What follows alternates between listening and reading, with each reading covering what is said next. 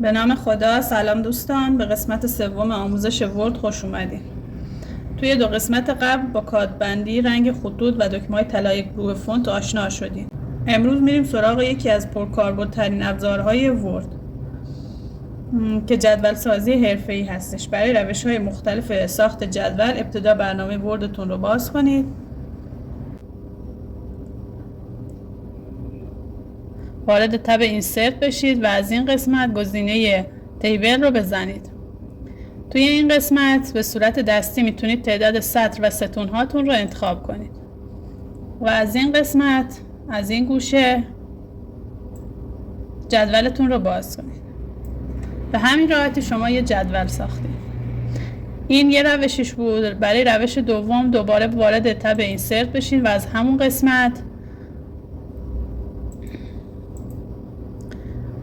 قسمت گزینه تیبل رو که بزنید، گزینه دوم اینسرت تیبل رو که بزنید، یه پنجره باز میشه.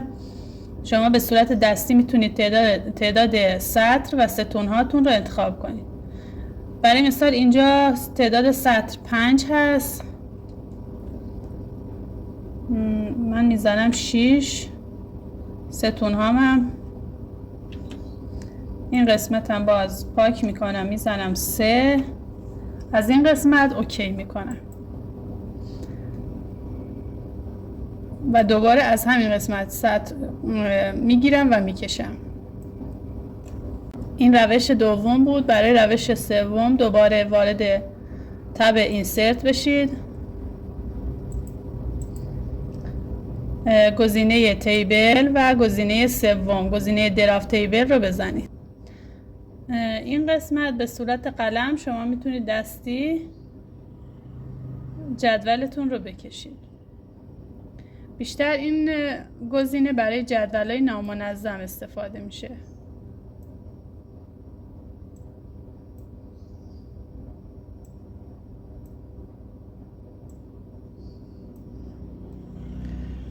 به این صورت.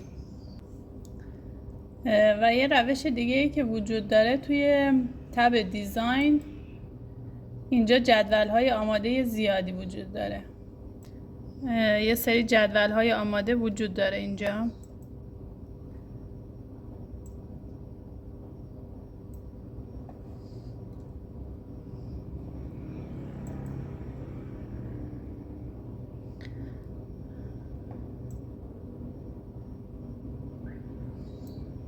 برای مثال من این جدول رو انتخاب میکنم. خودش رنگ آمیزی شده هست و آماده هست.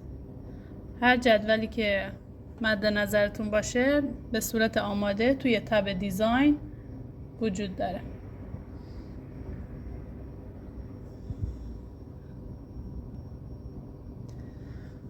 خب اگر بخواین که به صورت دستی یک دیزاینی به جدولتون بدین،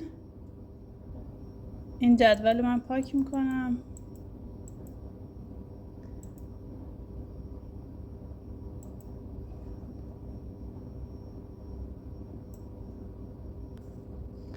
برای استایل کردن و رنگ‌آمیزی جدولتون چند تا سلول رو که انتخاب بکنید، داخل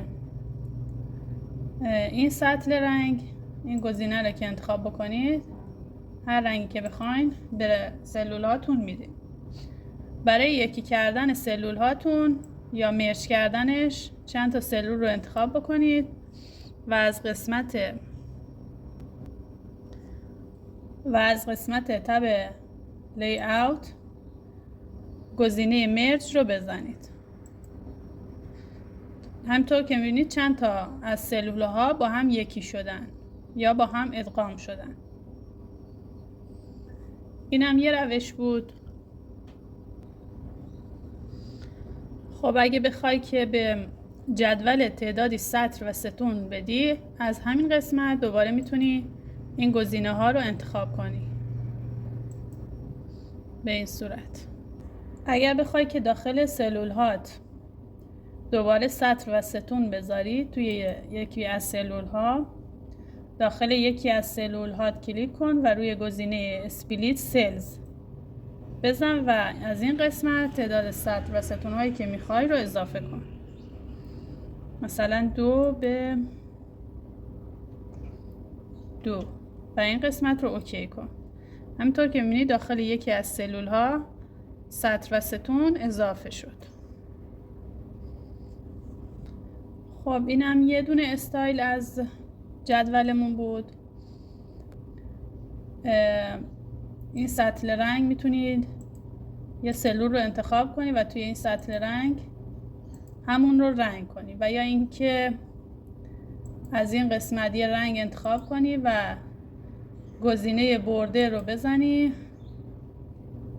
و همونو اطراف همون رو رنگ کنی، یا میتونی کل جدولت رو انتخاب کنی، گزینه بوردر رو بزنیم. البته اینجا رنگت رو انتخاب کن، گزینه بوردر رو بزن. این ساید بوردر داخل جدول رو رنگ میکنه، اوتساید بوردر بیرون جدول رو رنگ آمیزی میکنه. این قسمت الان رنگ آمیز شد. حالا بخواین قشنگ ببینید اینجا میتونید نوع خط رو ضخیم‌تر، نوع خط رو من اینجا ضخیم‌تر انتخاب میکنم تا شما ببینید. از این قسمت هم یه رنگ تیره تر، یه رنگ پررنگ‌تر و از این قسمت هم گزینه بوردر. این ساید بوردر همینطور که می‌بینید داخل جدولتون رو رنگ میکنه، اوتساید بوردر بیرون جدولتون رو رنگ میکنه. من امیدوارم که از این آموزش خوشتون اومده باشه. اگه ویدیو برات مفید بود لطفا کانال رو سابسکرایب کن تا بقیه ویدیوها رو از دست ندی و ببینیشون، و لطفا یه لایک هم بهم بده.